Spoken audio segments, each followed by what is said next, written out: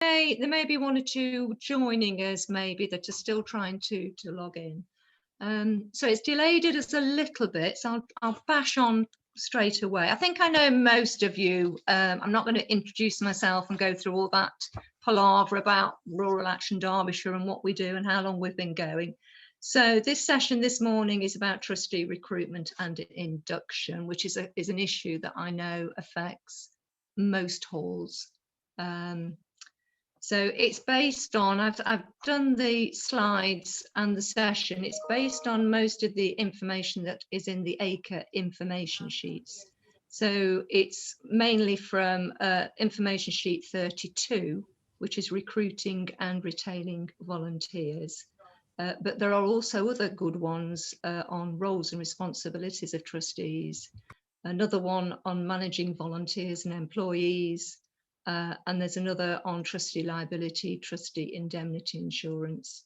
So there's a lot of information that you can access, as well as the information that we're going to just briefly go over, because 2 hours doesn't really give it justice to talk about the whole subject. Next slide, Emma, please. So this goes over the agenda. I've not put times against the agenda because sometimes things don't go according to plan to a time scale. But basically, these are the issues that we're going to touch upon. Describing what actually it means to be a village hall trustee.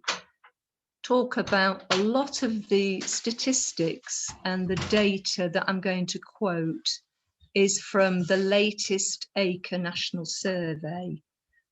That's done every 10 years. So it's really, really current at the moment, because the last survey that was undertaken, the report was published in last year in 2020.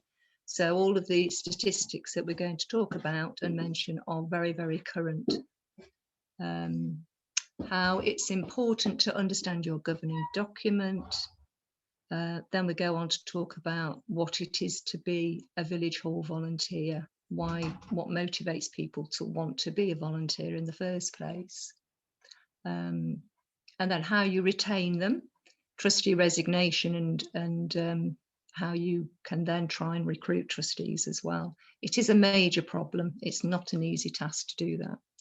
We'll touch upon AGMs and the holding of meetings during COVID-19, because again, that's been a major issue and a great difficulty for all charities and businesses. So it's obviously impacted on village halls, how they can actually conduct the business of the charity and hold their annual general meeting. And then trustee duties and trustee induction pack, the importance of having that. So we'll touch upon that at the end. Next slide, Emma, please.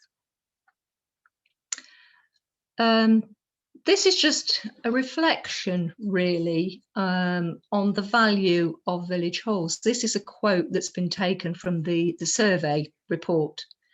And really, village halls have been around for a very long time. And in England, there are about 10,000 village halls, but of course, there are a much greater number of rural community buildings that are not classed as village halls. So this, in a way, the 10,000 nationally is a minimum.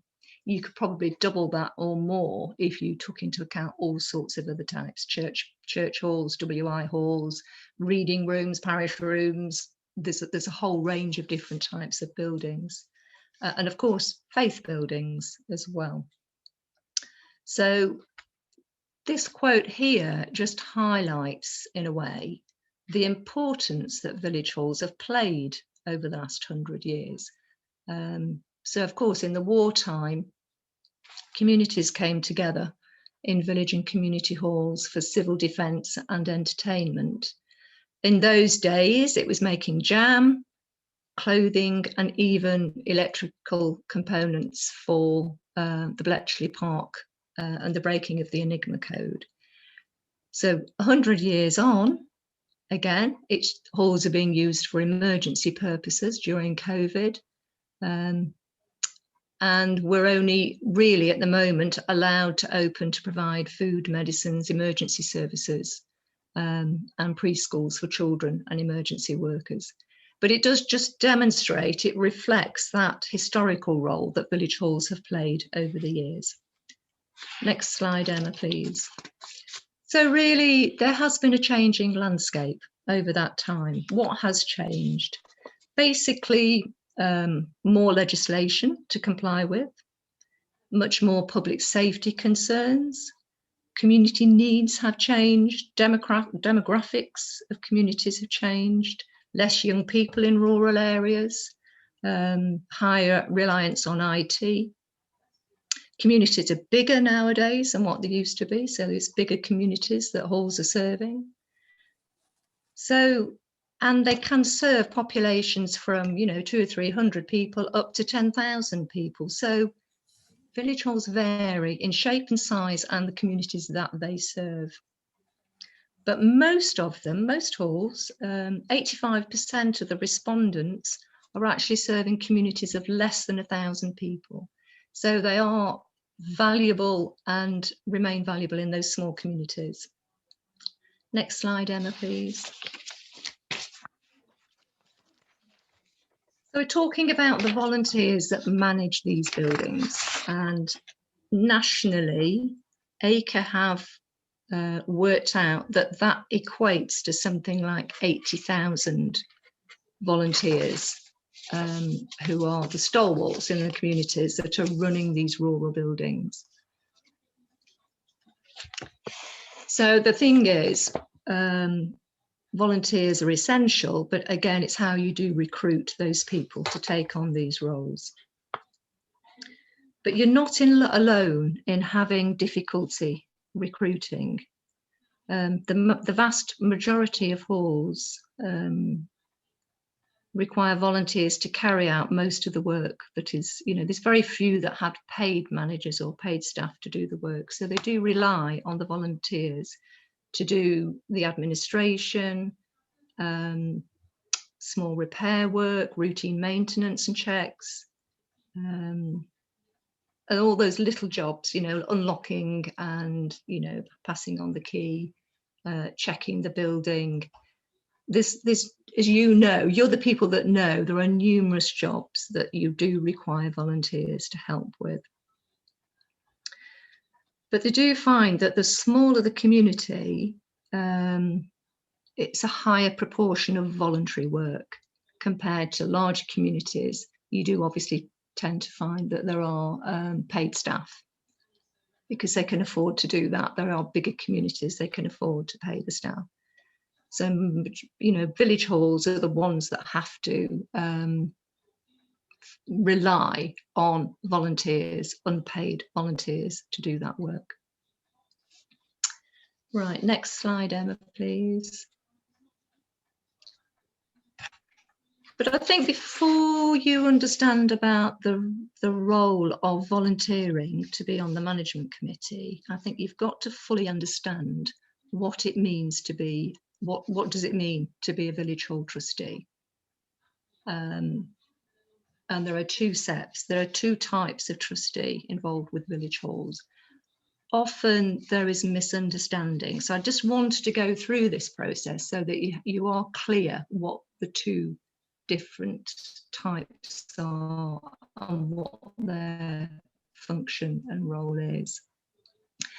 So you as management committee members are the charity trustees, and that's defined as the people having the general control and the management and of the administration of the charity. So you have the total control of how that charity is going to be run.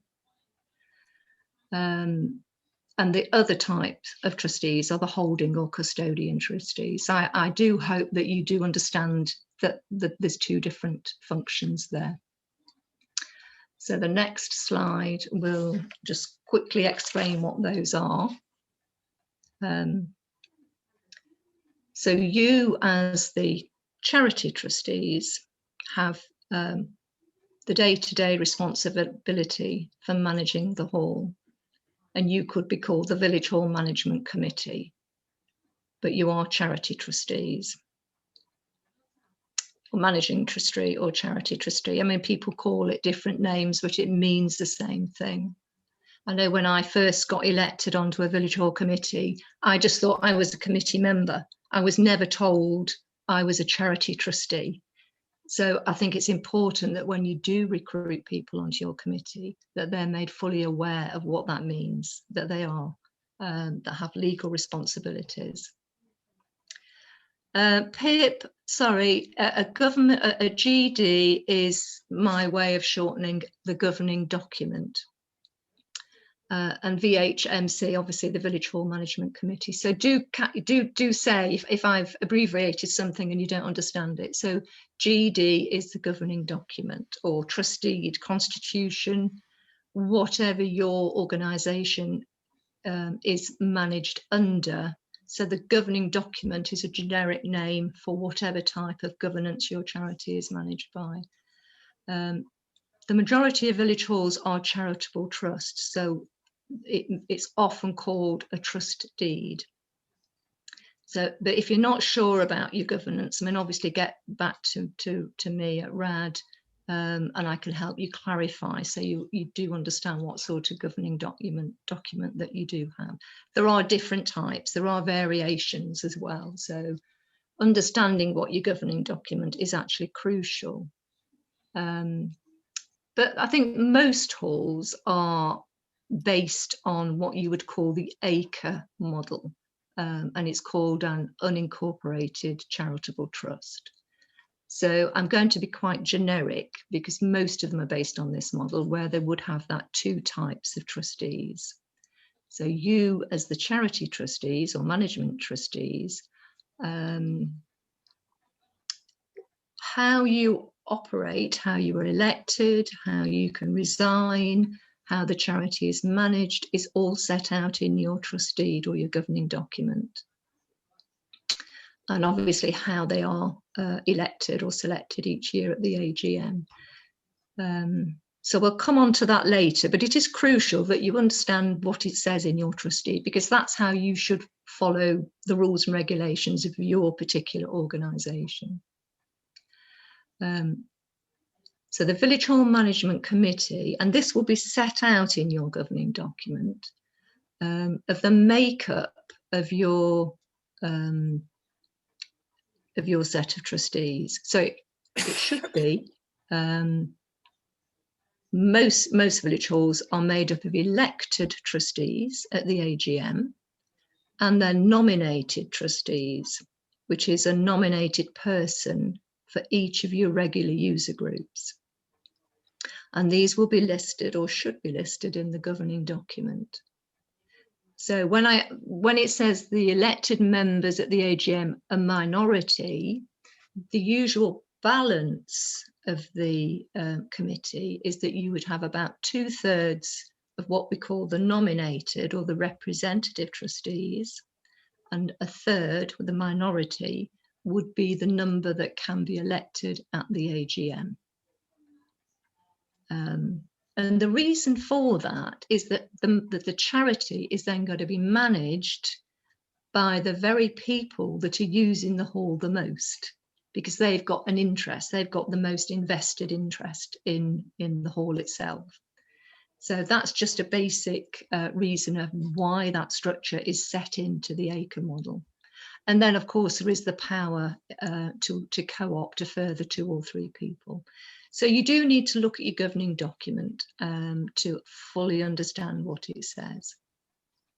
Okay, next slide, Emma, please. So this is the second type that we mentioned, and I wouldn't get too worried about this here because we're not this is not the sort of people that you're going out to recruit when you're talking about recruiting volunteers. This is already, hopefully, you should have custodian or holding trustees in place. They have nothing to do with the management of the hall. They are there purely, it's a legal reason, purely to hold the land or property on behalf of the charity, and their sole function is to hold the title to the property, whether it is a freehold or leasehold. They should not be involved in any of the day-to-day management of the charity, and they have no power over the charity trustees. They are there really just to sign. If it's a conveyance, they would sign the conveyance.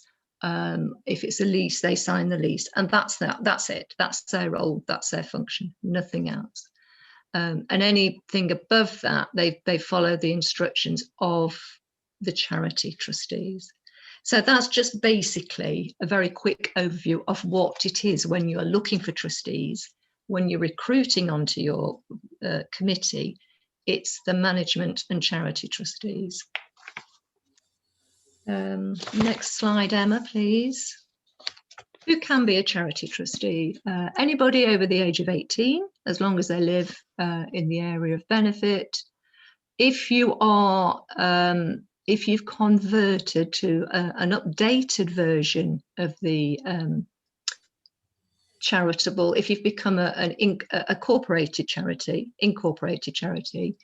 you can have people on your committee from the age of 16. But the majority of halls are still unincorporated halls. And you can, again, there's a list there. I'm not going to read through them. You can read through these when you have the slides of the people that would be ineligible to be to apply or be elected or be a representative. That list of people means that you cannot become a trustee by law. When I was on a committee, between an AGM, one of our committee members at a meeting suddenly said, "I'm sorry, I'm going to have to step down."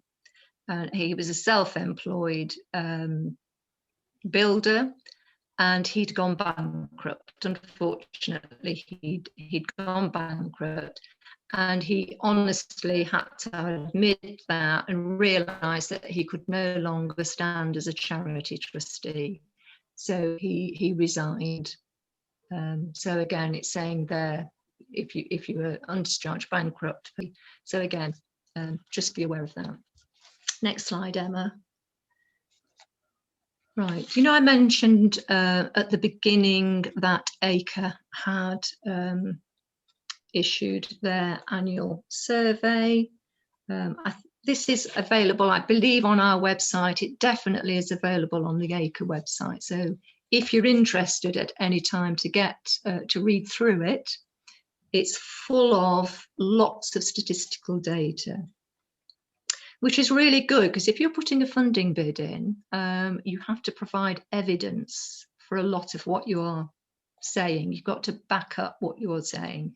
There's no end of statistical evidence in this report. So do bear that in mind if you're putting a funding bid in. If you can't find it, do contact us at RAD. We can point you in the right direction or send you a copy of that. But it is freely available to anybody. To use it, that's what it's there for. And it's great for ACRE because they're using it when they're trying to influence government and policymakers. So it's a really, really valuable piece of research, and it's really up to date as well. Next one, Emma, please. So when we were talking about the governing document a little bit earlier, it's really important that you as charity trustees know what your governing document is. Some of them are really old. I mean, that's an example there of a really old document. We've got copies of documents that are 100, 150 years old. So it may be that they have got lost over time. People think that they're so old that they're not even relevant anymore. The charity needs to be fully aware of what their governance is. You can't just ignore old documents, they have to be updated. So again, that's another topic for another day. But it's just to illustrate that you as trustees, or if you're trying to recruit people onto your board, onto your committee at an AGM or co-opt people, you've got to fully understand what the organisation is, what you're there for, what the purpose of it is, what the rules and regulations are for running the hall. So you know, after this meeting, if you haven't seen your governing document, haven't had sight of it, that should be something that all charity trustees should be aware of. They're not all the same. They vary greatly. But it is your role and the role of any new person coming onto a committee to make sure that they have been told about it and that they have a copy of it or have sight of the copy and understand what it is. Right, okay. Next slide, Emma, please.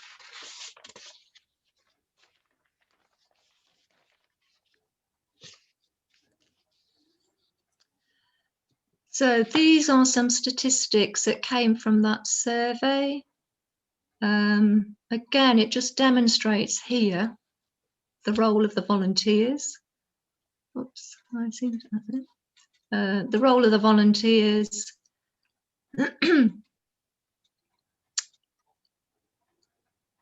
I don't think many have hall managers per se. It's usually the whole of a committee that manage,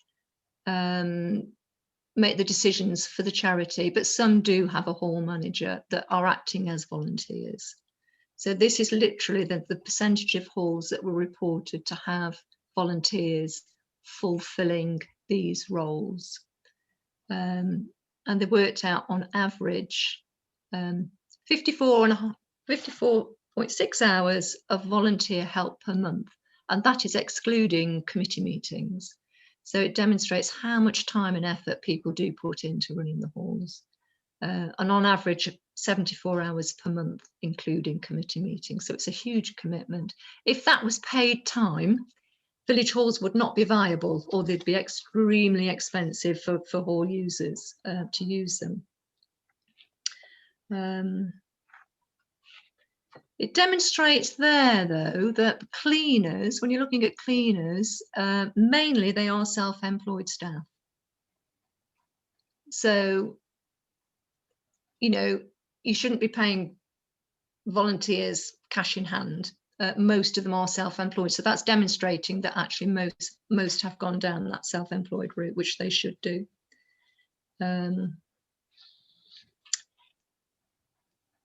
Yes, just looking through some of my notes here.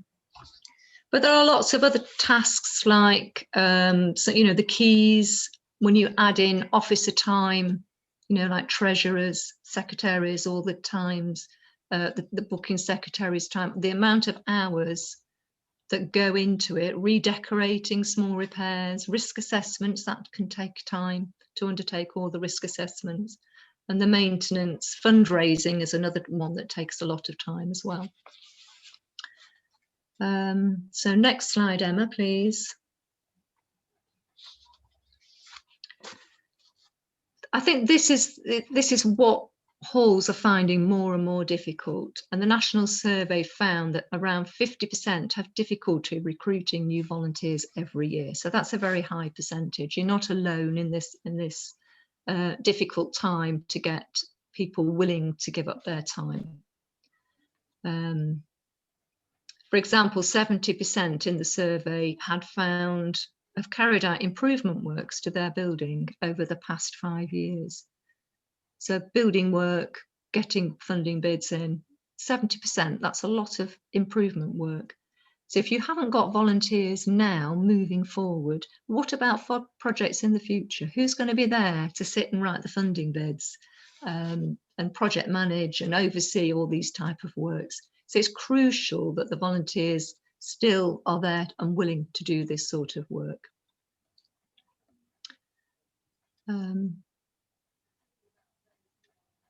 I think this means because of COVID and because of the lack of volunteers, 60% of halls reported that they hindered development of new services and activities. So that's holding back the charity. It can't fulfill what it's trying to achieve. Only 55% of halls are using Facebook.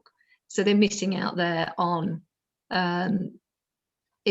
that's a topic for our next training session, actually. That's in 2 weeks' time. But they're missing out on the opportunity to market and get messages across to their community. when I talk about the accessibility here, I'm talking about 22% of halls are not accessible. So I should have put 22% aren't accessible. And that could be a barrier for some of the volunteers that would like to help, but if they can't access the building, so that could be a barrier. And I think COVID and the anxiety about COVID and all the restrictions and all the legislation has again been a barrier and a reason for people to want to resign as a trustee. So it's a double whammy in a way, difficult to recruit, and people are not wanting to carry on as a trustee. I think anxiety and burnout is two issues, two outcomes of COVID, and we're still going through that process now. So it's ongoing. Some interesting statistics about the age of people that become charity trustees. This is on average, the youngest member was 46. So there will be people a lot younger than that, but on average, 46. And on average, the oldest was 78 years old. I think in the previous survey, it was from about 18 up to 89 or something. And I do know of a trustee I spoke to only yesterday from a village hall in the Derbyshire Dales, and she's 91 and still going strong. And she's been actually volunteering for 60 years at that particular hall. So there's a huge variety of the type of people that are supporting village halls. So yeah, that's a statistic that is still unknown. We don't know how many halls didn't, been closed all the way through the lockdown and through last summer when they could have reopened. A lot of halls still were too frightened, didn't want to go through all the risk assessments, didn't want the worry of being, breaking the law about the COVID secure premises. So it is an unknown quantity that some did not open at all. And I think they will find it quite hard this second time to sort of go through all that process about becoming safe and secure. So that would be an interesting figure to find out. Did any of you, can I just ask if any of you didn't reopen at all? Because you can put it in the chat and we'll pick up on that as we go along. But it'd be interesting to know if any of your halls did not open last year and still remain closed. Right, next slide, Emma, please. This is interesting maybe to know what motivates people to want to volunteer. And from the ACRE information sheet on volunteering, it's broken it down into 2 or 3 types. People who feel really, really strongly and feel affiliated to a cause, whether it's an environmental cause or, child safety, whatever. If you are dedicated to a cause and a strong sense of purpose, and you want to advance that cause, you're much more likely to be a long-term volunteer. So if you're not so intensely or motivated or affiliated to a cause, volunteers may just have a general interest in a cause, and they tends to be the nature of the volunteer role rather than the commitment to the cause. So they just want to volunteer. It doesn't matter what for. So they could be short-term volunteers because they're not so committed to the village hall. Sometimes, or some halls may have some volunteers that have come from a business. It could be that they've got corporate social responsibility, that they want to give some of their time freely. And it may be somebody that's got a skill and they think that it'd be good to share that skill with a local charity. So they're doing it as a benevolent type of corporate responsibility issue. And then there are those people that may have become unemployed, or young people that have never had a job and they're trying to get into employment. So they want to perhaps go into volunteering so that it looks good on their CV, but they're also actually upskilling. They're learning from that role. And I think that's there are people like that you can really tap into, because they're usually very, very motivated to learn what, and upskill some of their, or if like a mother that's been out of employment for a while who wants to sort of get back into that business administration type of role, to become a village hall secretary for a while is a great way of giving people confidence to get back into the workforce. So I think by understanding your local community and perhaps understanding individual people, you may be able to target people who you think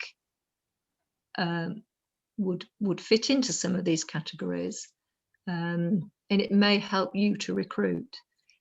So, and another potential is if new people have moved into your community, they generally feel very much that they want to integrate as quickly as possible, get to know new people as quickly as possible.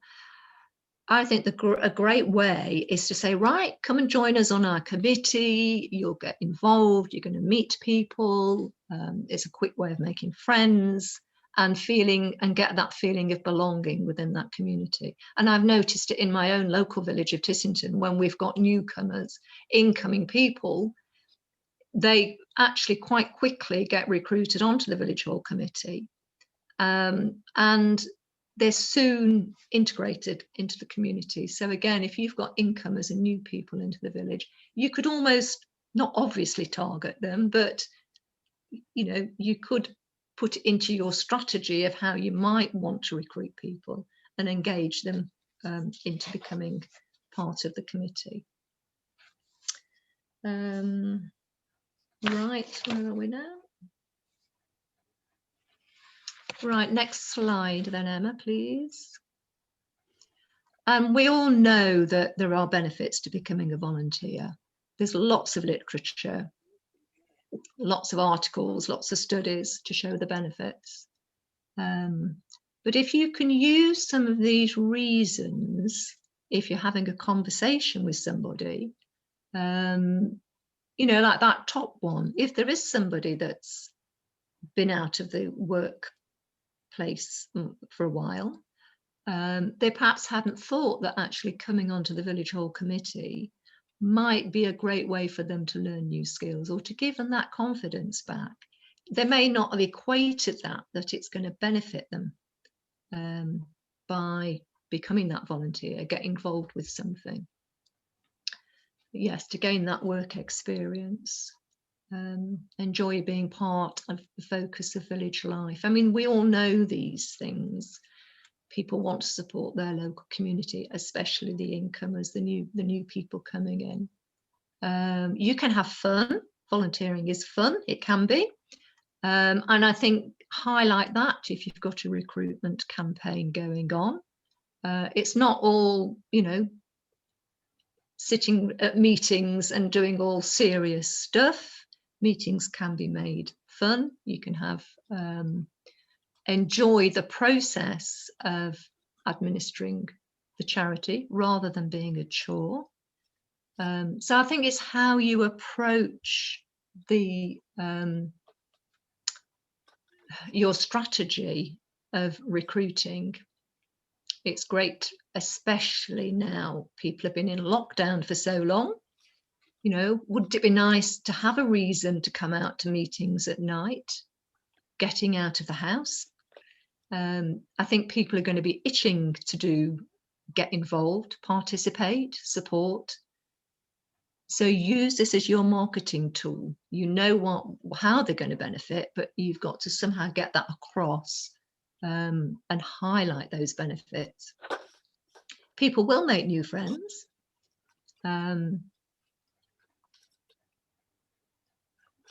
And especially people like to feel on that last bullet point, you know, if you really stress, if your hall is really in a difficult place and there is a threat of closure, you know, you've got to get that across, because people will come out of the woodwork if they feel they're going to save, you know, save the loss of the village hall. So use that as a way to persuade people to get involved.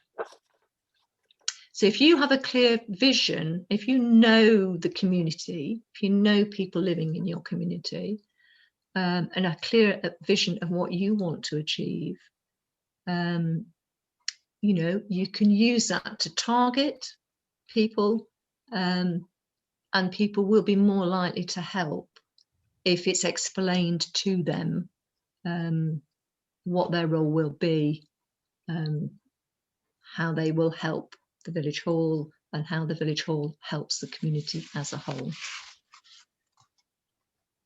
Right, next slide, Emma, please. Right. This again has come from that ACRE survey, that quote there, talking about the well-being benefits. So we're not talking just about, well, it encapsulates all those things on the previous slide, but well-being to the volunteers is significant and can be made equivalent to net additional household income. I don't know how quite they work that one out. So the volunteering opportunities within community ownership, i.e. village halls, was found to be equivalent to £131 million in additional income. How they work that out, I do not know, but that is something that has come from the academics. It's been written by academics, so I think they know somehow. So that's a great wage, and this isn't a Derbyshire hall. This is a hall in Cofton Hall near Bromsgrove, but it was a great picture to show the delight of these people. It's actually a brand new village hall, so I think they're thoroughly delighted. So it's that satisfaction that trustees can have. They've obviously put no end of work into fundraising, project management, and getting a brand new hall built. Hours and hours and hours of anxiety and stress and what have you. But at the end of it, that satisfaction and that joy that they've got is all part of that well-being benefit that volunteers can have, and that role that they're playing in their community. And of course, the rest of the community will be appreciating what they've done on their behalf as well. So I thought that was a really good picture to illustrate that. Next slide. Okay. Right, sudden trustee resignation. I don't know whether this is something that you've had on your committee, but you could well have come across this situation. What do you do if somebody between AGMs, they haven't stood down at the AGM, they're standing down suddenly, halfway through their year or whatever.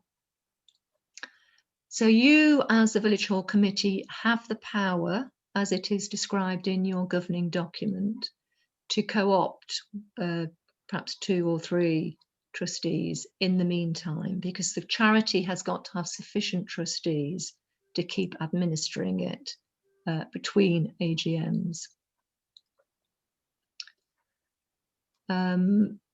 You could, so if, for example, the person that has stood down is a representative from one of the user groups, you could ask that user group to reappoint and renominate a replacement for their person that stood down,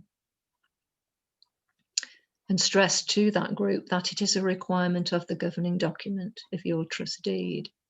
So again, do check the structure of your management committee. So if it is made up of appointed representative trustees, and it's one of those trustees that has stood down, you could go back to that group and say, look, your representative, we need a replacement.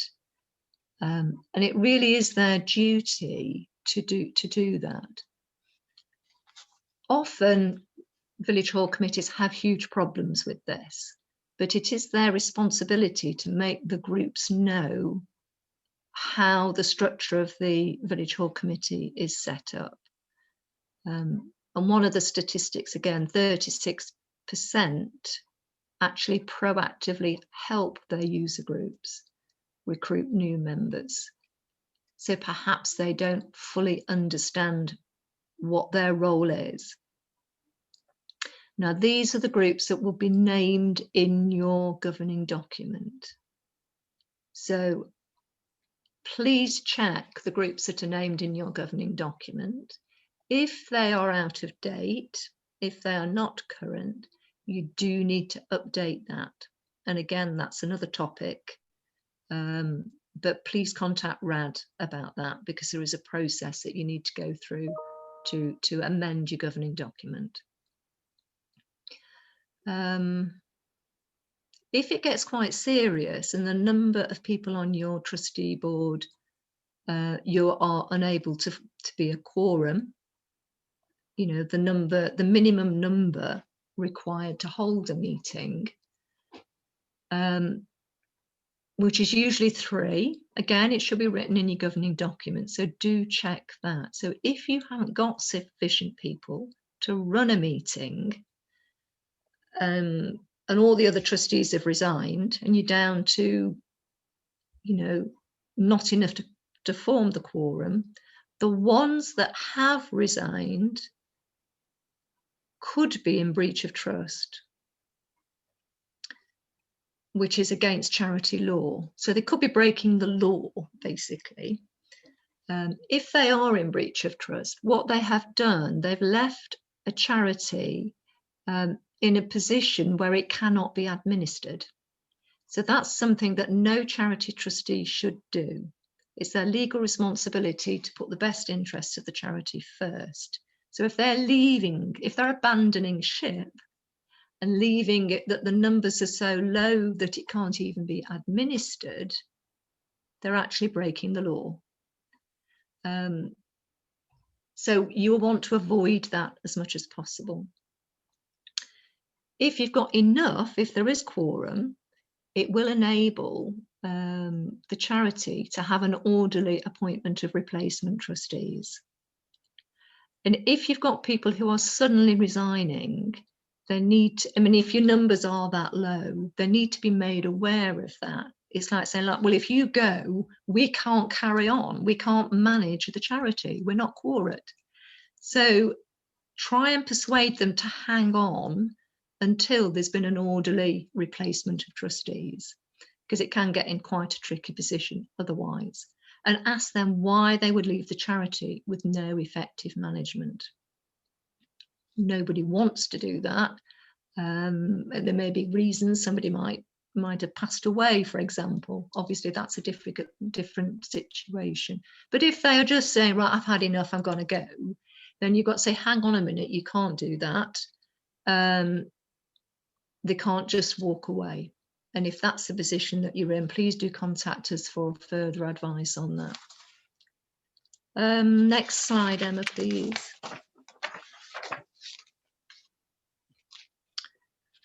There has been cases where there's been mass resignation, where everybody said, right, I'm going to step down, I've had enough, I'm not going to do this anymore. Again, that's a crisis position, so the charity does not want to be in that. So there are some things that you'd have to do. Ensure that the insurance cover is retained until a new trustee accepts office. Otherwise, the trustees could still be held liable in the case of loss.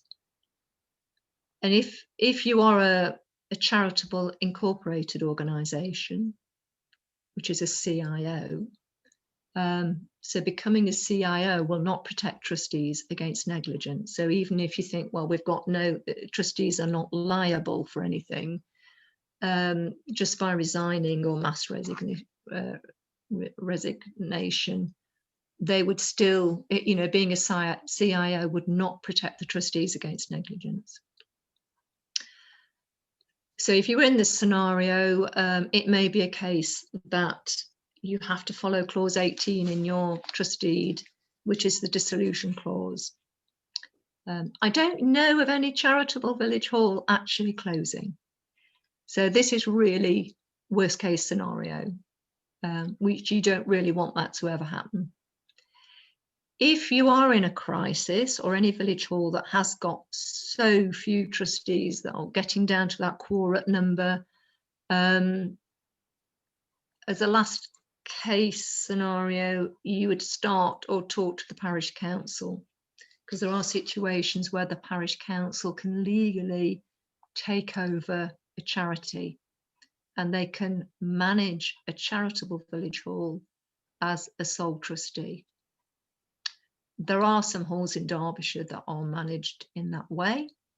There's nothing wrong with it. It's perfectly legal and they are still charities and it works perfectly okay. But you'd have to consult RAD because there's a certain process to go through and it isn't the ideal. It isn't the way that charitable village halls were meant to be run by the parish council. But that's one of those, last case options if your charity got into such a state that it can't carry on. So it would need community consultation, lots of public meetings, lots of resolutions, and then it can be converted if necessary. And that last bullet point, if everybody wants to resign and they just think, okay, we'll co-opt a few new people onto the board and then we will just all resign. That's not a good idea. You do need to have some sort of transition period to ensure that the new people know what they are doing. It would not be fair to just land it onto somebody who's not got experience. They don't fully understand what the charitable village hall is about, what their legal responsibilities are. So there needs to be a good transition period. And even if there was that reinvigoration onto a committee, it may even encourage some of the existing trustees to stay on if they've got that extra help. Next slide, Emma, please. Right, like we say, this is the worst case scenario. The Charity Commission appreciate that during coronavirus, that charities are facing extremely demanding and ever-changing legislation. But your primary interest must be looking after the beneficiaries you serve. So if a hall closes, the people that are going to suffer are the community. It's the community, the beneficiaries, people living in your area of benefit. So you've got to look at the consequences, that if the village hall does not carry on, it's not that the hall just closes, it's what the knock-on effect is to that community. So if it's not managed, if you're getting into that critical stage and there's a fear of closure, please do seek help. It's your duty as managers, trustees, to manage it to the best, in the best interest. So that could be seeking help. And if it is mismanaged and closure comes about and trustees resign, then there is, it can be reported to the Charity Commission as a serious incident and they can investigate into it. So it is trustees' duties to make sure that they're managing it before it gets to that stage. And that really is worst case scenario. Next page, that's a bit doom and gloom. I didn't mean it to be doom and gloom. Right, so what can you do to avoid that happening? Trustees have got to really come up with some sort of strategy. How are we going to tackle? How are we going to get more people interested and supporting the village hall? So obviously the obvious ones, start a use it or lose it campaign, have public meeting, public consultation. COVID actually will probably have changed your community needs. So having a public consultation or planning one now is actually a really good timing. You know, what has COVID, how has it changed people? Are more people working from home, for example? Does it mean they perhaps have a little bit more spare time because they're not commuting? You know, can you use that as could you take advantage of that? Persuade the people that are working from home, you know, come along, see what's on your doorstep. How can we provide activities, social activities, educational activities that you've perhaps in the past been too busy to even notice that you're there? So your community may have changed. You know, COVID can change people's needs, community needs. So having a consultation might identify new opportunities that you haven't thought about before or you were not aware of before. Also, I think COVID will have changed user groups coming to use the hall. They may not have even come back to your hall. They may have been too frightened to start their groups going again. So you need to find out, you know, what their needs are going to be, what their concerns are. Is there an opportunity for new groups? If, you know, also if your hall closed, as you say, worst case, you know, what would that group do? Where would they meet if they couldn't meet in your village hall? Would that put their group under threat? So they need to just sort of work out how much they value your premises. You know, what would they do if it was not there? Obviously, the media campaign, I'm sure you will have all done a certain amount of media campaigning in the past. Make use of your local press,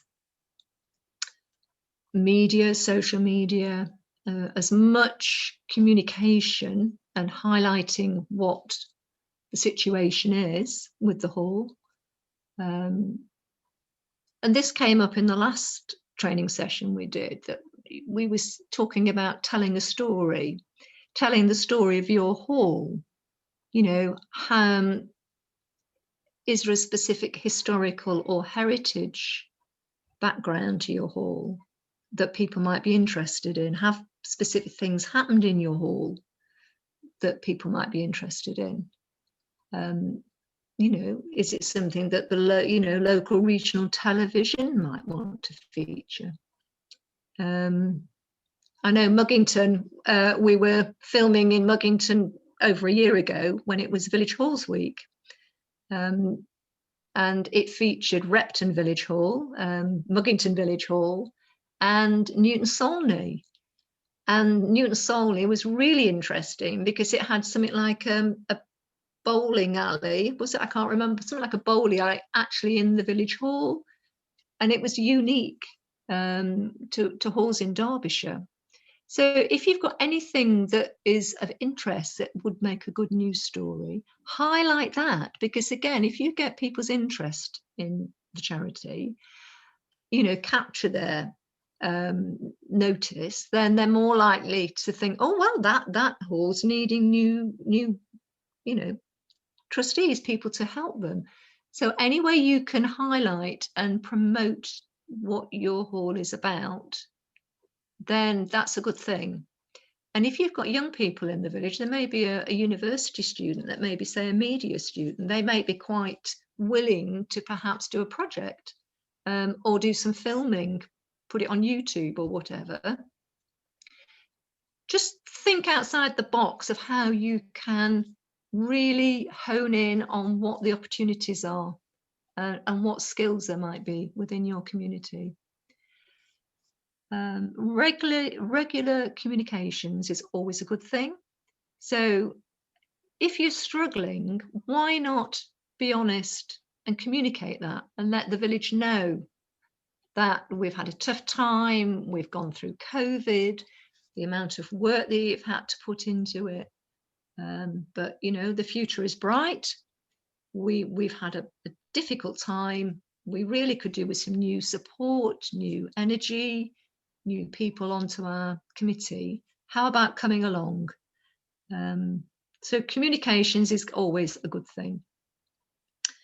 There's the local volunteer bureaus. You can put an advert on the local volunteer, you know, they can advertise the fact that you're looking for new volunteers.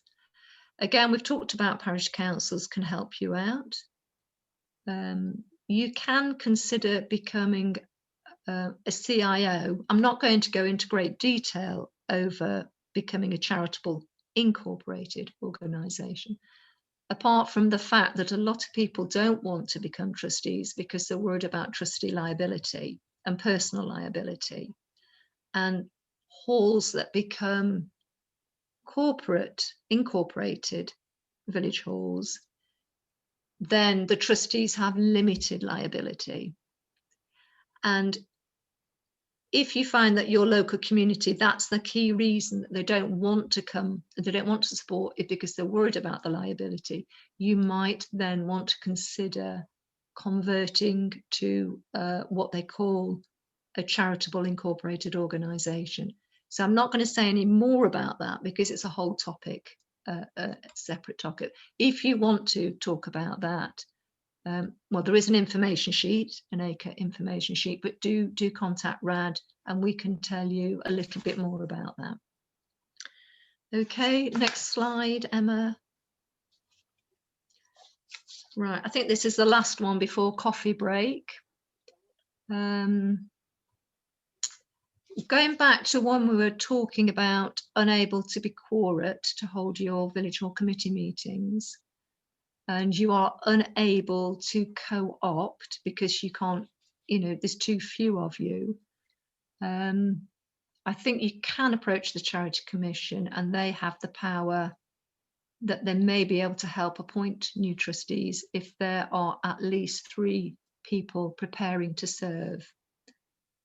So there is a legal way around that. I didn't realise that until recently and I picked it up through ACRE.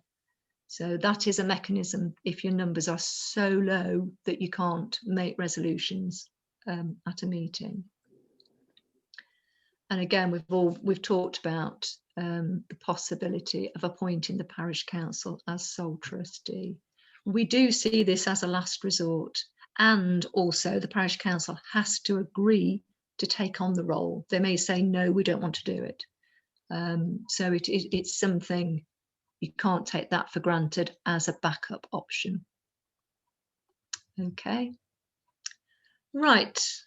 Well, there are some questions in the chat box. I think if we have a break, if you want to make yourselves a cup of coffee, comfort break. In the meantime, I will have a look at some of the chat and we can resume back because we're running late. Is 5 minutes long enough for you to make a coffee? We can go through the chat. So if you're a little bit late coming back, that won't matter. So we'll have a quick 5 minutes break and we'll have a look at the questions. Okay. I'm going to just answer your question. And I don't know the answer to it. You queried about the trustees having to sign the safeguarding policy. I'm assuming, I don't know, I think you need to check with the Nottingham Association of Local Councils on that one. It makes sense that they would be, it's a good thing to do. It's better to be over cautious than under cautious, but I don't know if it's part of the whatever standing orders that parish councils have to abide by. So whether you can query it with NALC, I can't remember the lady's name in Nottinghamshire. Is it Hillary? Is it Hillary? Hillary's I don't know if she's retired or resigned, but she's retired. Yes. Yeah, it's an interesting one, because obviously I bought your the acre template for the safeguarding policy for a village hall, and it refers to that. So I just thought I'd bring it up, because obviously sorry, I'm on a meeting. Yeah. Okay. It's all right. Sorry, who is it? Yeah. Yeah, it's just a bit Joined us. confusing if it's the overlap if a charity ends up having to pass it over to the parish council because they can't find trustees. It's sort of that's why I raised the question in here. But I'm actually in the situation where I am a parish council. We're a parish council running a village hall, so I just wondered. But I'll ask now. Yeah. But that would be would that be a statutory managed hall or a sole trustee? Do you know? Statutory. Statutory. Yeah. Yeah. Okay. This is highlighting actually there are so many different types of halls. So that in the case of Marion will not be a charitable hall. So she was querying in the chat whether the parish councillors have to sign the same, well, this was in this case a safeguarding policy when they become a councillor, in the same way that a trustee would be expected ideally to sign certain policies and things. So we'll come on to that a little bit later about the induction pack, and making them aware when they become new trustees, making them aware of all the sorts of policies and procedures that a village hall, you know, should have in place. Yeah. Okay. I think we can probably start again. Hello, Pat. You're from Bakewell. Yeah, we've got two Pats, haven't we? Yes, yes. Were you with us in the morning, the earlier session, Pat? I hadn't, the link didn't register, but I actually got one from Emma. Brilliant. So okay, lovely to see you. Late. Yeah. Yeah. Yeah. No, that's absolutely fine. Helena. Yeah. Well, I do believe, Emma, are you recording this, Emma? Yeah, so anybody who's joined late or had to leave early, Emma is recording it, so you'll be able to catch up, and the slides will be available as well. So hopefully people will not miss out too much on that. Right, we'll start again. Had a quick break there. Looking at the chat that's gone on this morning, it's mainly saying most of you, it sounds like most of you did reopen, or, you know, when halls were able to open after the first, you know, between the lockdowns. So a lot of work and effort has gone into making their village halls COVID secure. And on that, we don't know yet. We've not had any feedback from ACRE with regards to the latest lockdown, the roadmap that Boris announced on Monday. It's too early for ACRE to have all the legislation information, and then they have to interpret that, you know, extract the bits that are relevant to village halls. So it does take time, and I know I've had inquiries coming in already. It's far too early for us to say what's going to happen, when it's going to happen, how it's going to happen. So we do say to halls, just do be patient. ACRE is going to be working as fast as they can, but often they are waiting for confirmation from government before they can, you know, issue the latest information updates.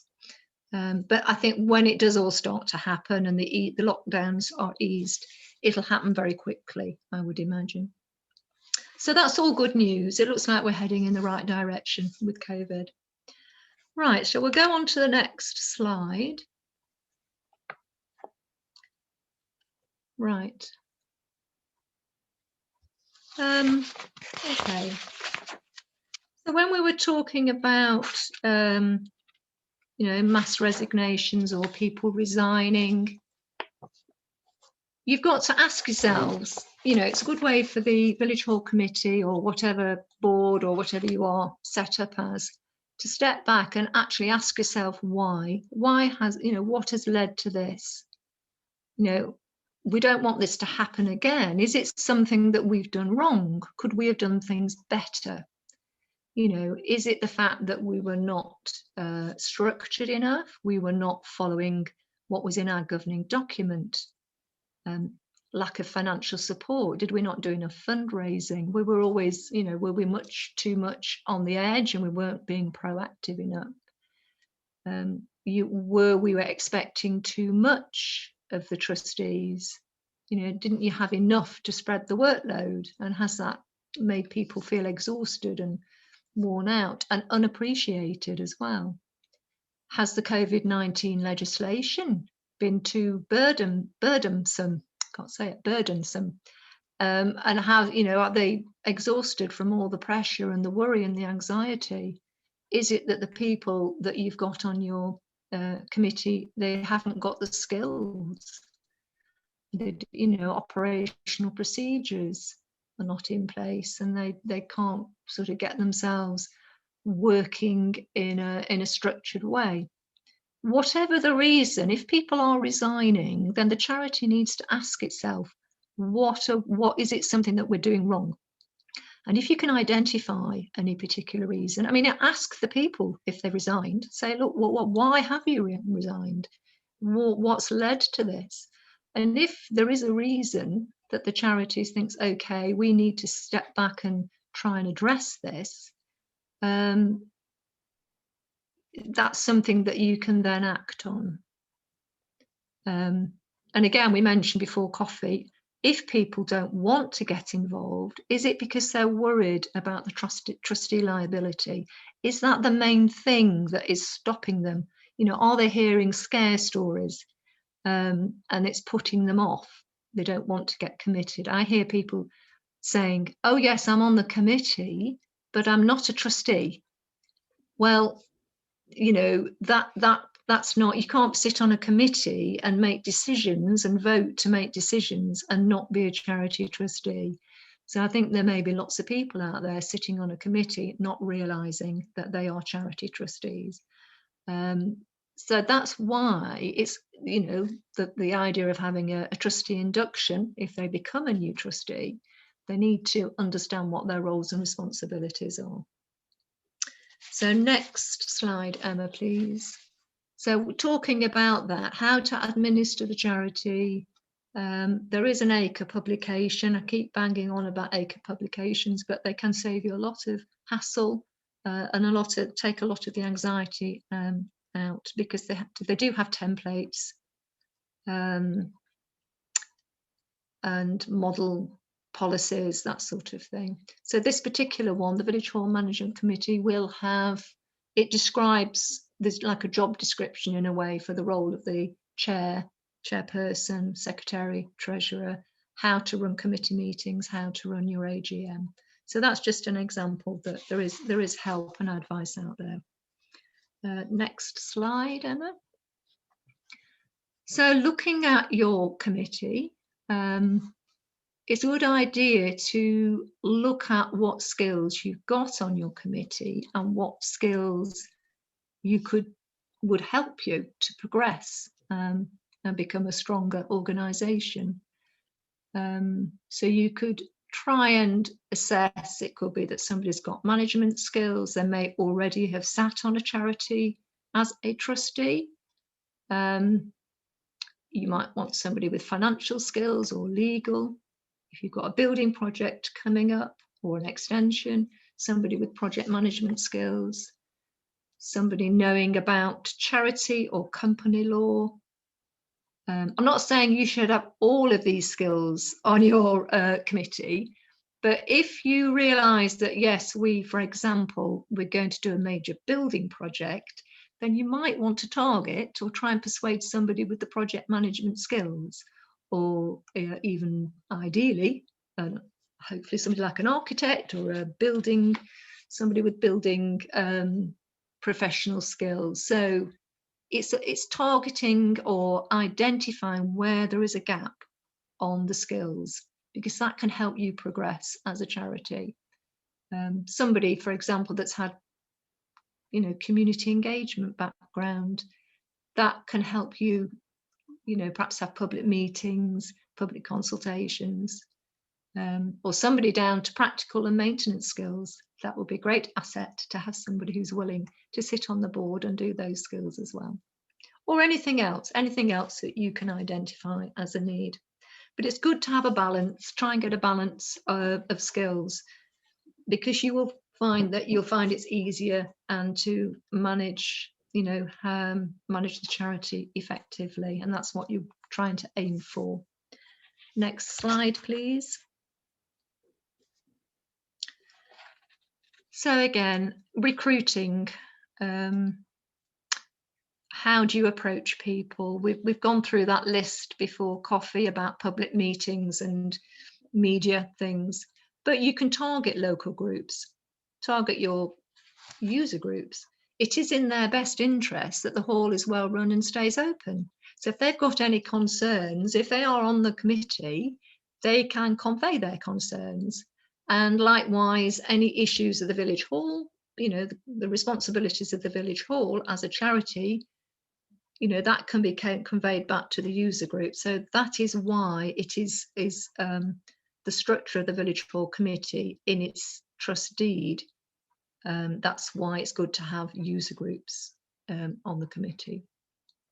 Again, you might want to identify individual people in the community who have the skills that you're after, for example, the web design, Facebook page, that sort of thing.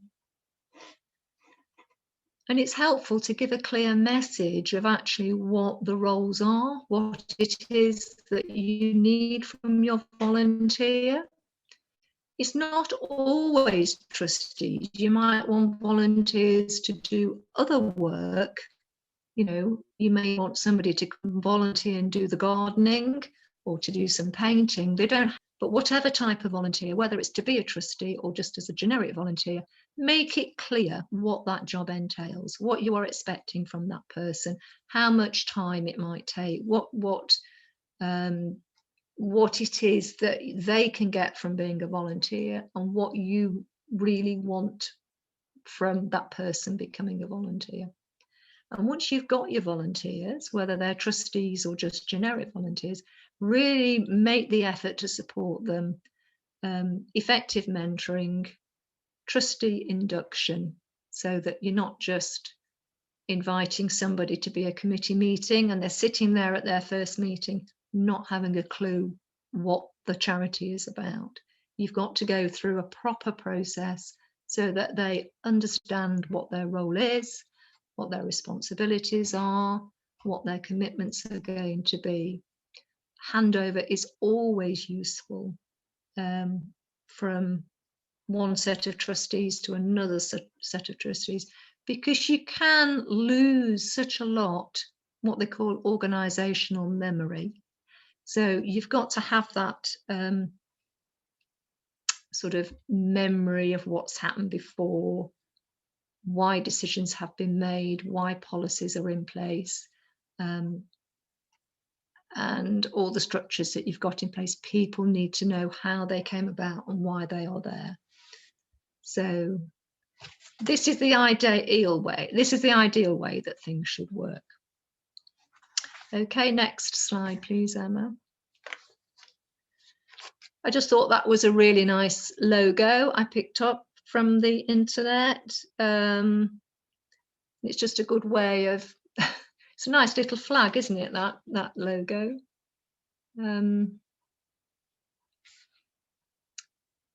But I think the pandemic, in a way, has provided this opportunity to recruit more volunteers. They say the pandemic is giving rise to that spirit of charity and community that brings people together. People will want to help others during the challenges that we're all facing. And now more than ever, it's critical to ensure that charities protect and safeguard their beneficiaries, volunteers and staff. So it's an opportunity to look at your volunteers. Next slide, Emma, please. Right, I think this has been a barrier for a lot of halls, is how to carry on with their normal business and how to run the normal business of the charity. AGMs and other meetings during COVID, can they go ahead online? I think legally, charitable companies and CIOs can hold AGMs and their general meetings online, and that's been made possible by some legislation, but that comes to an end at the end of March 2021. I don't think there's any such provision, legal provision, for unincorporated village hall charities, which is the majority. So other types of charity, you've got to check your governing document. It always goes back to what the rules and regulations are in your governing document. So does your governing document allow meetings online or by telephone? And I don't know what it's, I don't know what the most trustees say about that.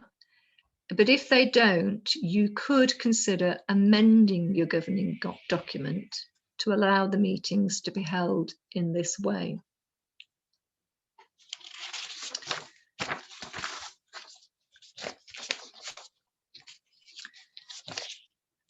They're not, I don't think the regulations, even in lockdown, are saying that you cannot have a face-to-face meeting.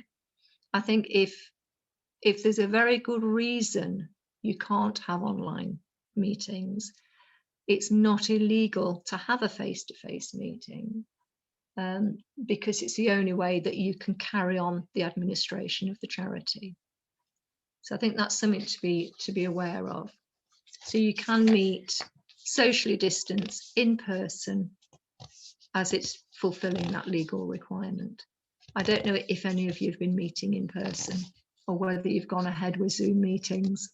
I doubt whether anybody's checked whether it's in their governing document, but that's legally you would have to change it by resolution to allow to have a meeting by Zoom, which is to me a bit ridiculous, but that's what is the official way of doing it. I doubt whether many halls are doing it that way. But just to say that it's not, you can still meet if it is to fulfill a legal requirement, and charity trustees running village halls would fall within that category. So okay, next slide, Emma, please. So if you're having your AGM, whether it's by Zoom or in person, you still would have to give the public notice in accordance with your governing document. So people still need to have that forewarning. It's usually a minimum of 2 weeks, isn't it? So obviously, if you're holding it by Zoom, an email address would need to be given to ask for the invitation, as you have today. If carefully planned, you could plan it to have an AGM in person, actually in the village hall, but maybe some people that couldn't, who were, say, vulnerable and scared to attend a public meeting, they could do it by Zoom, but it would take somebody to be able to manage how you would have a Zoom attendees and people in person as well. So it may be that the only people that meet in person are the people that don't know how to use IT. So that would be a legitimate reason for them to be in the hall, socially distanced, following all of the COVID regulations. The people that have got the Zoom facility, you would expect them to have that from home. So what the Charity Commission is saying is that ideally, we want you to go ahead. You've got to administer the charity and ideally go ahead and have the AGMs if you can. And that's what they're saying. Also check your governing document if it allows you to postpone or cancel the AGM. Again, you've got to see what it says. If not, you've got to decide that it would be that this is still the best course of action during COVID, and record the reasons. So it's like minuting the reasons for why you've made that decision. Yeah. And it may be that you've had to delay or postpone an AGM because of COVID, you may have had difficulty finalising your annual reports and annual accounts. So you couldn't have your AGM until they were in place anyway. So you would, again, just as long as you record the reasons why, if it's ever later challenged by the Charity Commission. Next slide, please, Emma. It might be slightly different for CIOs on that one. Because they've got to comply with company law as well.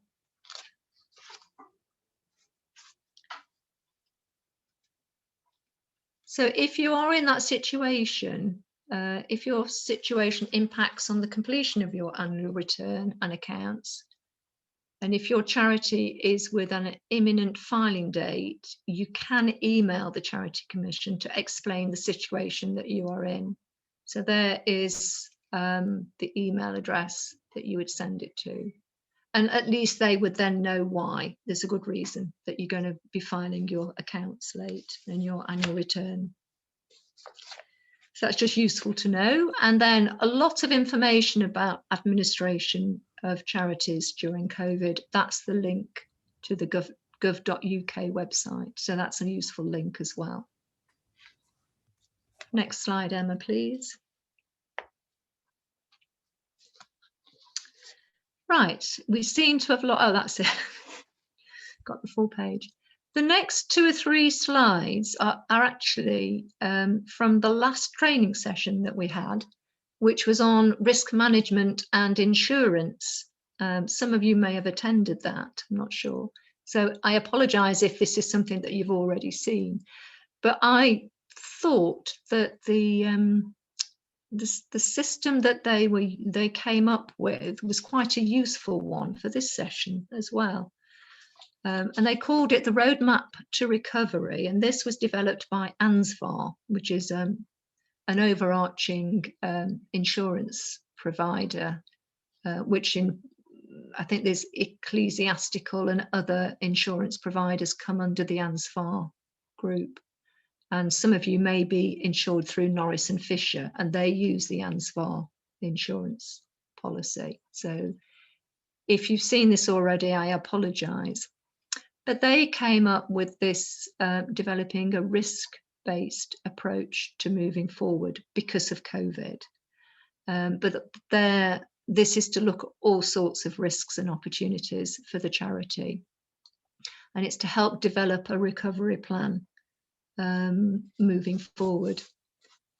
So it's COVID-19 has exposed many new risks, from social distancing to uncertain demand.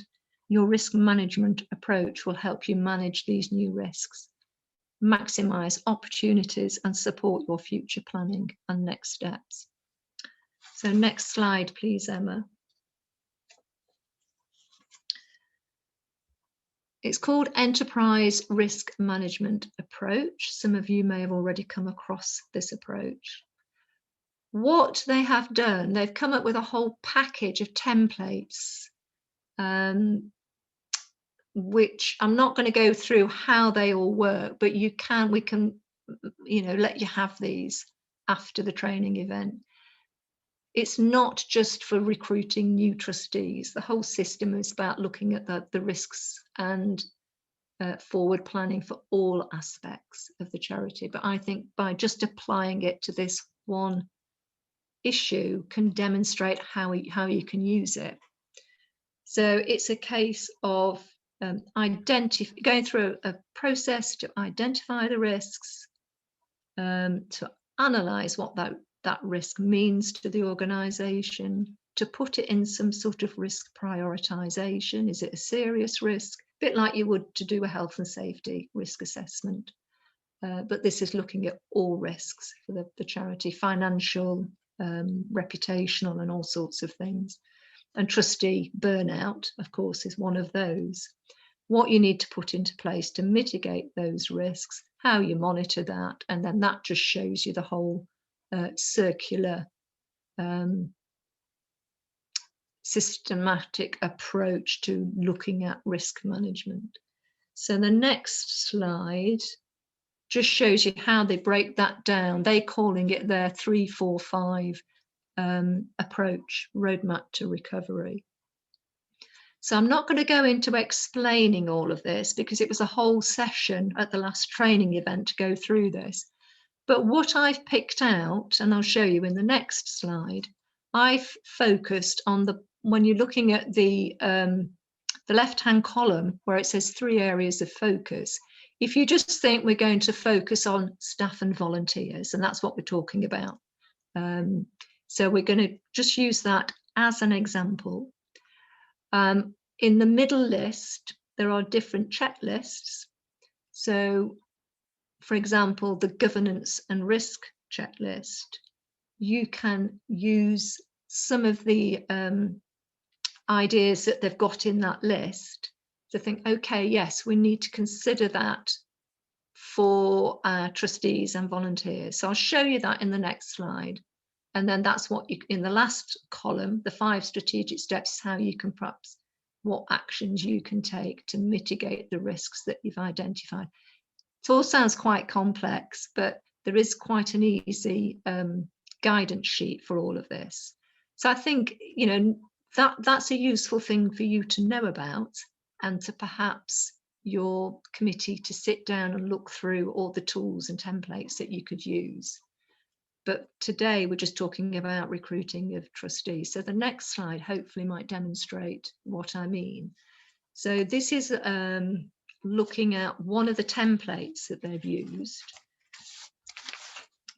I'll just find, and this is the first step. This is what they call doing the impact review.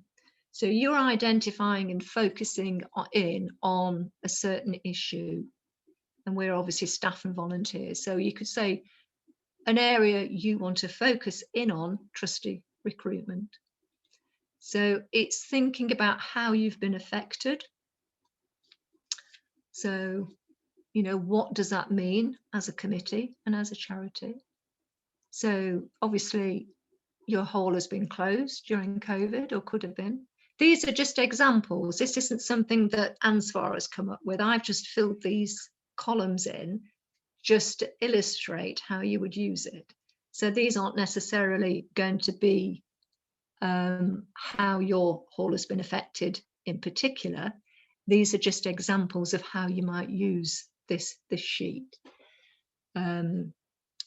So again, activity, how that activity has been affected. It could be that you've got lots of older trustees who are shielding and, you know, fear of COVID-19. So what has been the impact? You've got to then the middle column, it says, well, okay, we know we've been affected by that. How has that actually impacted on the charity? You know, trustee burnout, trustee resignations, loss of continuity, loss of contact with user groups, or we have, you know, have moved to more secure venues. So you might have had user groups that have moved away. So in the 4th column, think about what the opportunities are to address the issues that you've highlighted. So you might think, well, okay, we've had big development in our village and we've got quite a few village newcomers. They don't know much about us. So that is an opportunity that we've not tapped into. You know, they might be great volunteers. They may want to get involved.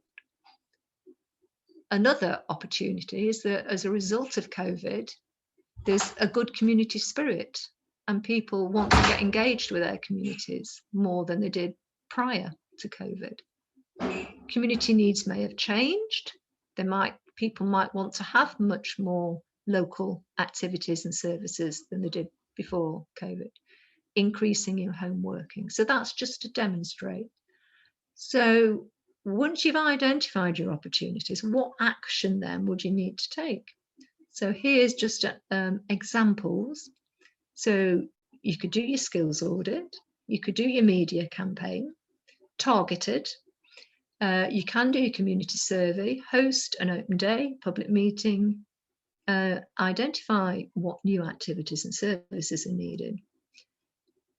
Does that make some sort of sense? It's just illustrating that if you look at it in a strategic step-by-step way, then you can identify, and it's making use of the opportunities. So it's a way of not thinking about what's gone wrong, what are all the barriers, flip it to the other way and say, okay, we are where we are, let's start afresh. Let's think, well, there are new opportunities that we haven't thought about, or we haven't actually targeted, we haven't tapped into the new opportunities that are out there. I think that's really the only way. It is a good opportunity, but it's the only way to really move forward. You don't really, you perhaps don't really know what those new opportunities are going to be yet. I don't think any of us really do. What is going to be the long lasting impacts of COVID? Has it changed people's behaviours?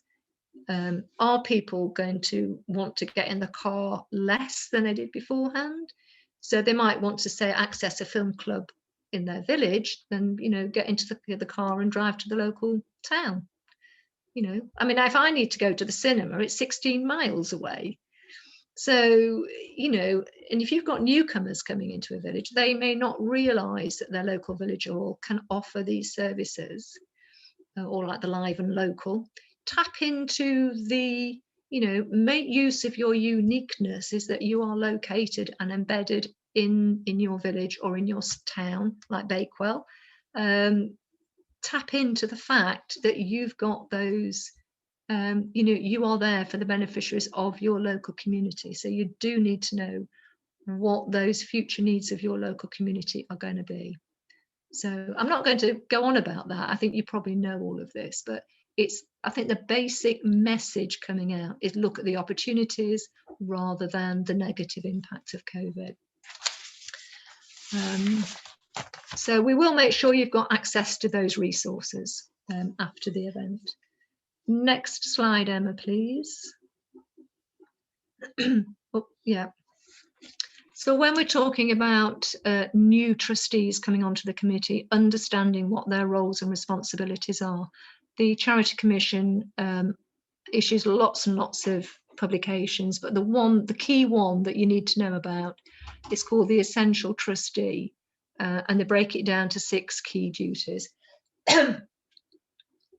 I think you're probably all aware of these, but new trustees would not be aware that it is their legal duty to do all of these things on the sheet. I'm not going to read through all of them.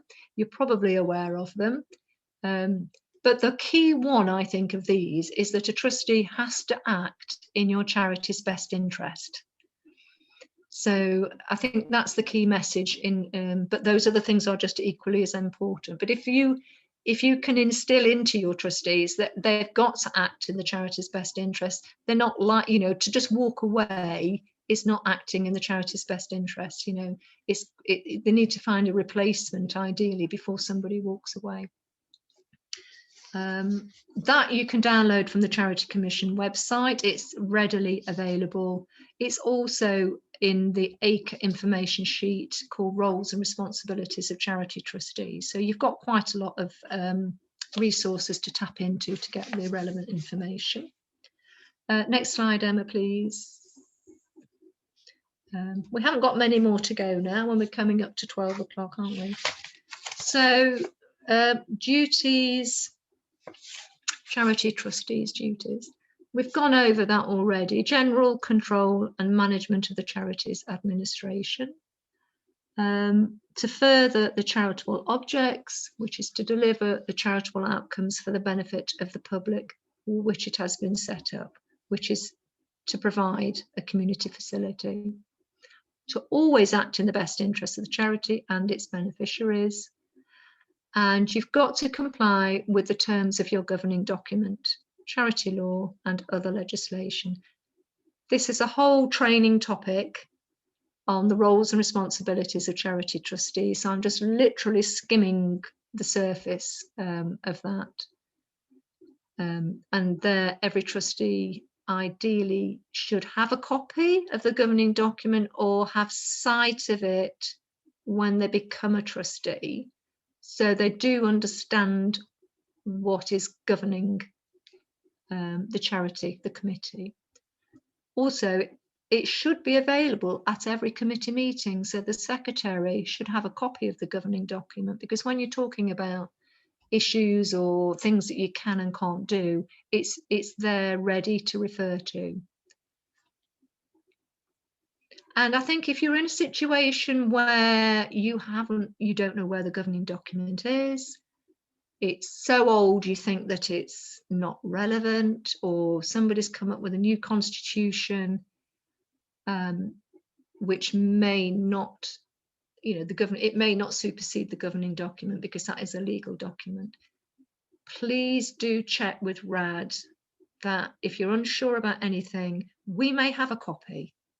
We've got copies of lots of most halls' governing documents. So don't be afraid to get in touch. If we can't help, we'll say, but if we can, you might find that it's saving a lot of time and anxiety amongst the trustees.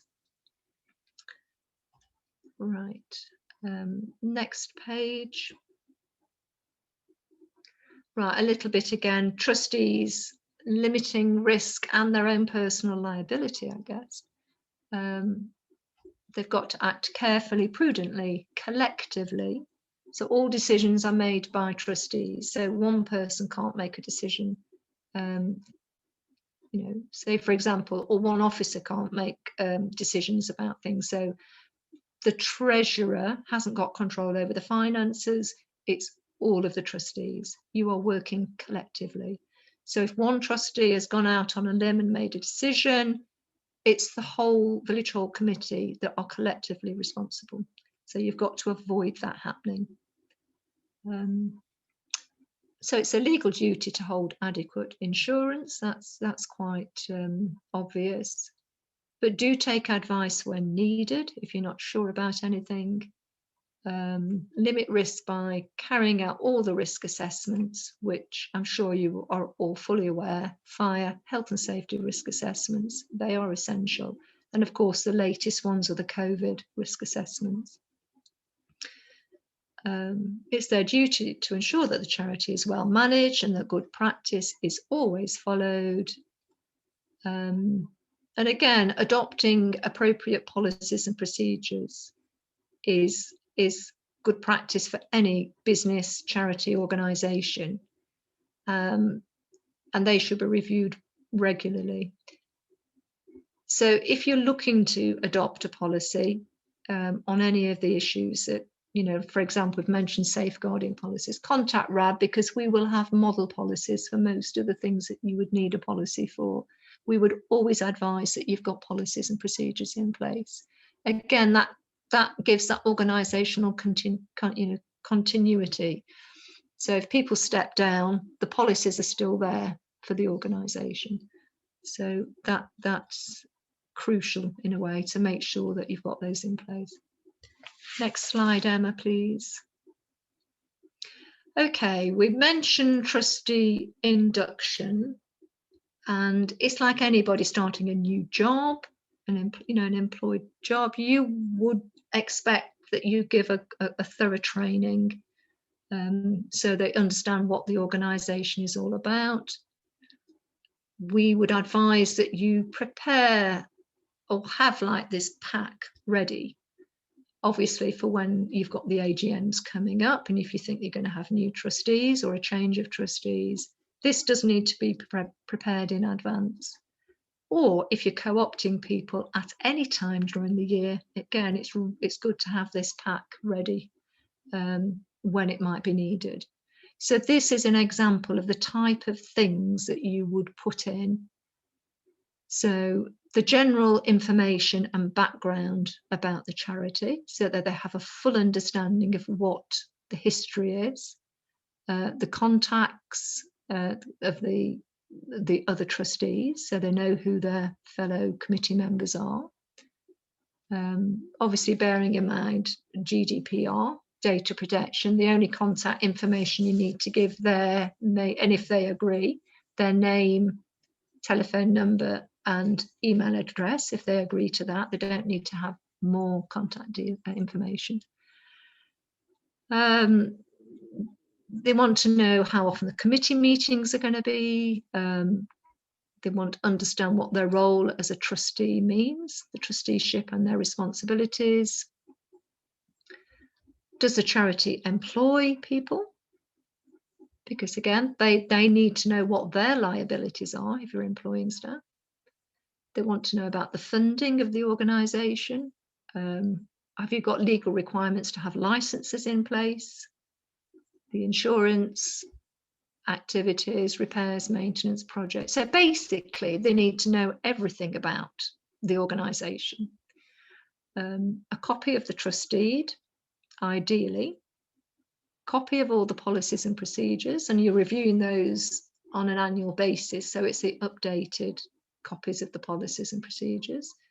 Copy of the hiring agreement, so they know how you are entering into contracts with people and groups or businesses that might be hiring the hall. The latest annual report and annual accounts that are submitted to the Charity Commission. And as we've mentioned earlier, the Charity Commission Essential Guide for Trustees and the ACRE information sheet, number 17, Roles and Responsibilities of Charity Trustees. List of the members' names and any other information you feel is necessary to help them understand your particular organisation, because they're not all the same. It may be some sort of policy that you've got to do with keys and access to the hall. So that gives you an idea of what new trustees, how you would train them, how you would induct them into their new role, so they are fully aware of what that responsibility is. Next slide, Emma, please. Yes, and we're talking about trustees might be put off, or volunteers might be put off by becoming a charity trustee. So the majority of halls are still what they classed as unincorporated. So that means that the charity trustees are going to be personally liable, unlike something like the CIO that we've already mentioned. And maybe where Pat is at Bakewell, is that a community, is that some sort of trust? I think Bakewell probably is a corporate organisation, but the majority of village halls are unincorporated. So trustees need to be aware of that. But if you've got all the policies and procedures in place and you are administering the charity to the best of their ability, there should be no fear, no worries about their personal liability. It is, I've not come across, never heard of a charity trustee, a village hall charity trustee being prosecuted for malpractice. But they need to be aware of that. They need to understand their position and what is expected of them in terms of charity law. And it's their own personal responsibility as well. They can't just turn around and say, well, we didn't know that. They've got to take on board, and that's why it's important to do the induction properly. They can't say we were not told that this could be a personal risk. The induction is crucial in that respect. Yeah, that's that last bullet point. And there is an information sheet on trustee indemnity insurance if anybody wants to know more about that, or talk to their insurance broker, whoever that may be, and they will advise you. They can help as much as possible. Right, okay, I'll just look what the chat is. So it is 12 o'clock now, but I'm happy to stay on and answer questions and have a chat about any other issues that anybody wants to talk about. I'll just look in the chat box. What does that say? There's quite a few there.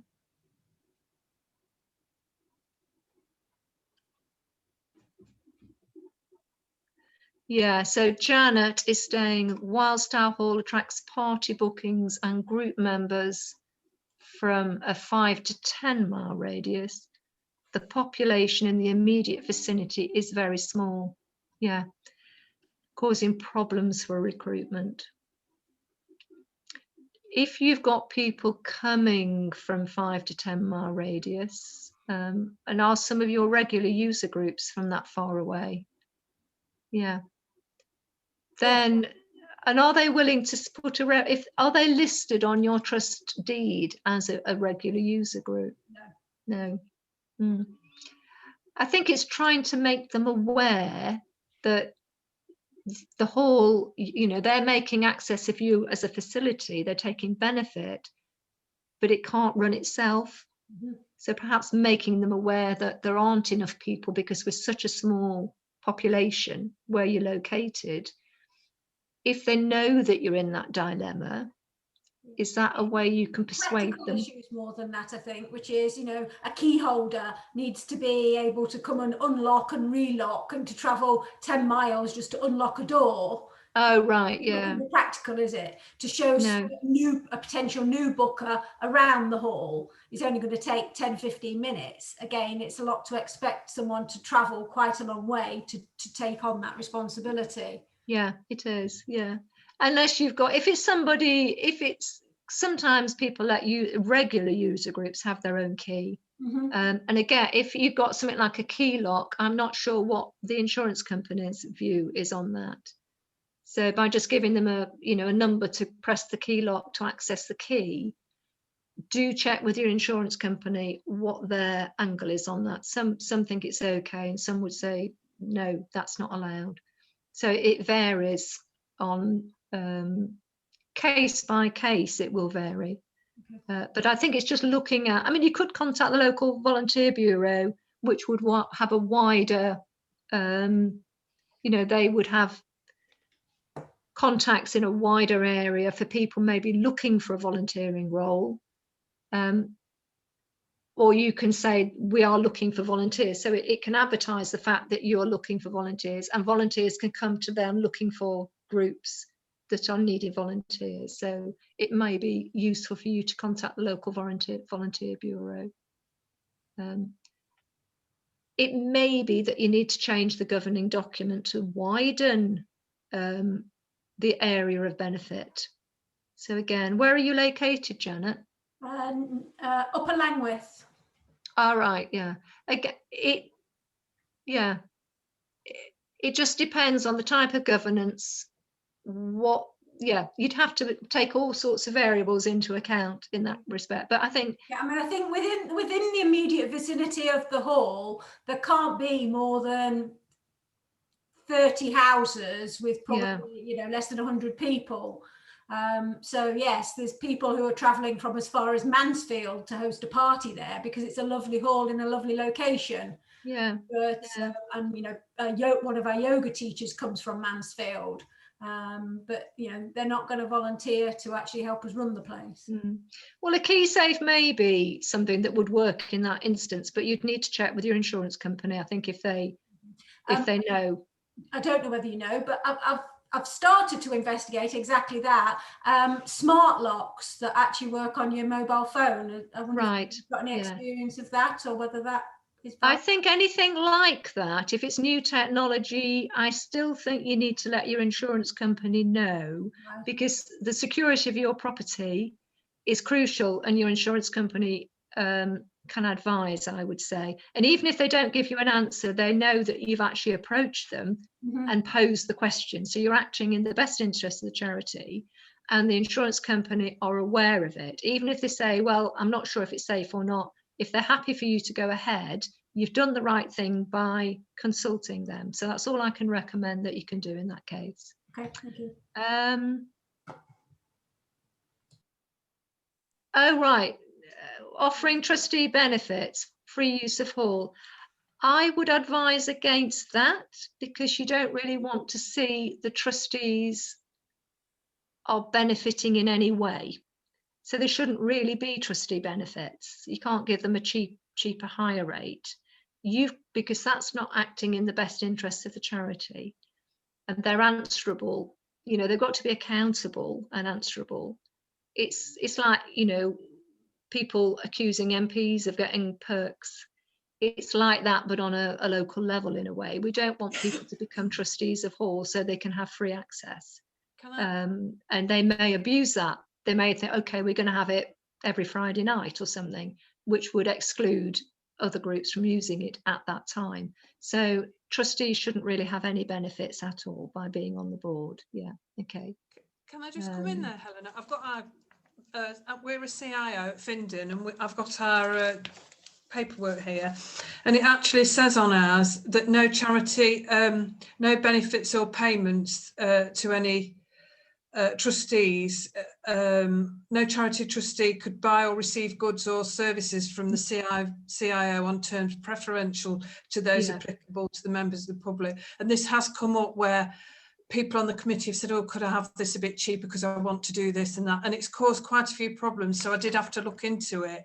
And you've got to be fair to everybody, haven't you? So You have, yes. a trustee can't be seen to be having a cheap evening or a free evening. This is how we felt very strongly. Sorry, Yeah, I had to I come think in because we did that. Yes, you're right, Rosemary. It's got to be fair. You've got to be transparent and open, and nobody's meant to be benefiting in any way from it. Yeah. Particularly as you're running it as a charity, you can't say, well, you have it cheaper because you're doing it for everybody, aren't you? Yes, yeah. You're acting on behalf of the community. You're not acting on behalf of what you can gain from it. That's the thing. Right, liability is a collective responsibility. Therefore, don't we have to guard against a rogue trustee? Trustees can, yes, you're right there. I see what you're saying there. If you think you've got a rogue trustee and they have acted, it's a case of pointing it out to them. If it's minor things and you've noticed that there's a rogue trustee, say for example wanting personal gain or getting contracts out of the village hall if they're a builder or something like that, you would take the measures to avoid that. If it was a serious case, the other trustees would report it to the Charity Commission as a serious incident. I have known an example where people have been on the village hall committee who, I mean, it was so wrong, it was incredible, that the chair and his wife were virtually running the village hall, but they ran a local nursery and they had exclusive use of the hall. So talk about personal gain, that was just obvious. And the local community couldn't access their village hall at all because it was used every day during the holidays, before and after school, by this private nursery who happened to be the chair and secretary of the village hall committee. So that was blatantly a serious incident that should have been reported to the Charity Commission, but we managed to get that resolved without reporting it. But that is something that you can do, and even people from the community, even if they're not on the village hall management committee, if they know there is misconduct happening on the committee, anybody, any member of the public, if they are a beneficiary of that charity, they can report it as a serious incident, and it can be a proper a legal investigation. So that's sort of quite rare, but there's always that possibility if it's a serious case of a rogue trustee doing something quite blatantly wrong, they can be investigated. And the ones that on the instance of them sorry, I was thinking more on the instance of them not doing something blatantly wrong, but for example, using your example there, if some members of the public thought a particular trustee was doing something wrong and started proceedings, wouldn't the whole committee, all trustees, have a collective responsibility for that having happened? Yeah, but if it got to the stage of a Charity Commission investigation, it would be isolating that one person that was doing wrong. But yes, it would be negligence of the whole village hall committee for allowing it to happen. Okay. So I don't think it would take that to prosecution level, but they would get a serious perhaps warning and recommendations how they can get themselves out of that position. But you're right, if you know there is wrongdoing, then the other trustees should then be acting to you know, if they can't get that person to alter their ways, they should be asked to resign. It is, you know, it's a collective responsibility of trustees to make sure that the administration of the charity falls within the law, and that is collective, definitely. Thank you. Right, okay, so there's nothing else in the chat. Any questions or anything else that anybody would like to raise on any of the issues that we've covered and talked about?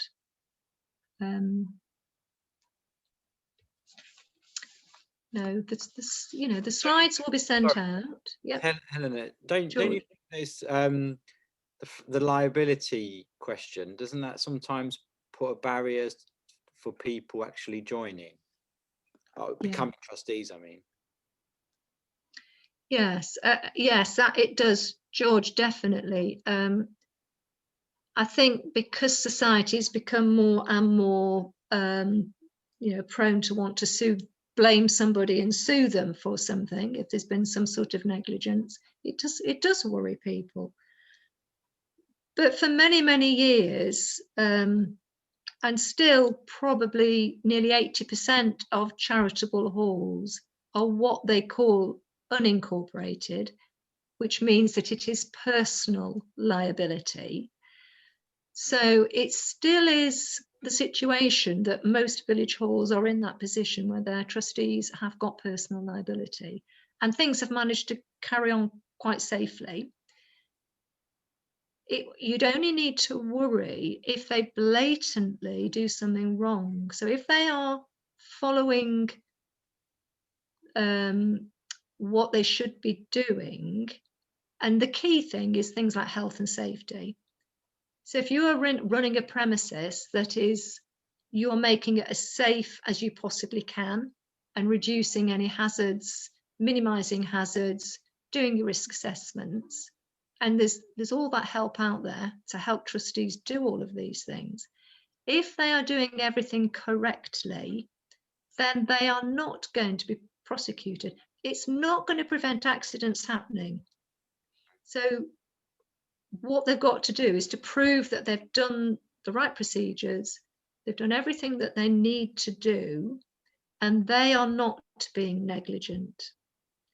And it can be worrying, yes, it can. And I think you're right, it does put some people off.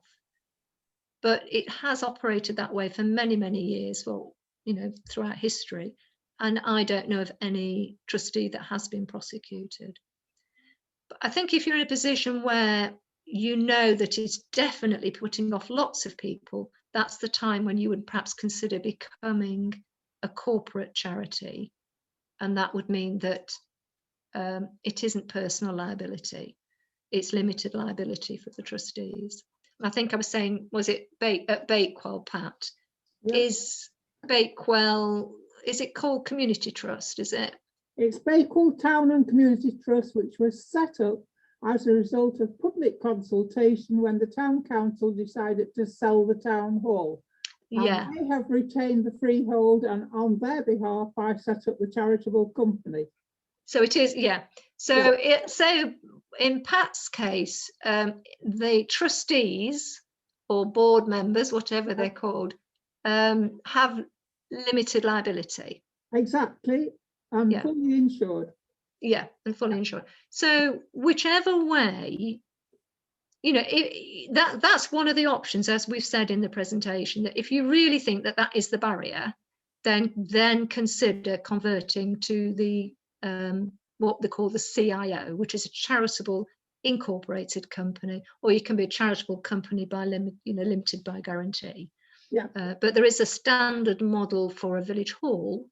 Now, like in Marion's case, a parish council managed hall, if it's a statutory hall, that is because town or parish council is classed as corporate. So they, you know, the parish councillors, town councillors have got limited liability already. But the majority of halls, 80% of all community buildings, are charities. And only about 20% of those are charitable companies. So when you look at it like that, the majority are still unincorporated. But over time, it will get more and more that will convert to that CIO model. Yeah. So it depends if you're at that stage. What sort of, if you've got a small charity, it's quite expensive. For a bigger, busy hall or a community centre, then it's definitely worth doing it. But if you're a small village hall, it could potentially be quite expensive. The governing document, Helen, was provided for us, the model, by the Charity Commission, and they gave us the independent advice to start off. Yeah. And within the last 2 years, not a village hall, but the Baycall Agricultural Society's document went back generations, was totally out of sync with current legislation. And Right. on their behalf, I actually negotiated a new memorandum and articles. And again, that was on a model supplied by the Charity Commission, their latest update, 2017. And that went through smoothly. Brilliant. Yeah. Absolutely smoothly. Right. I think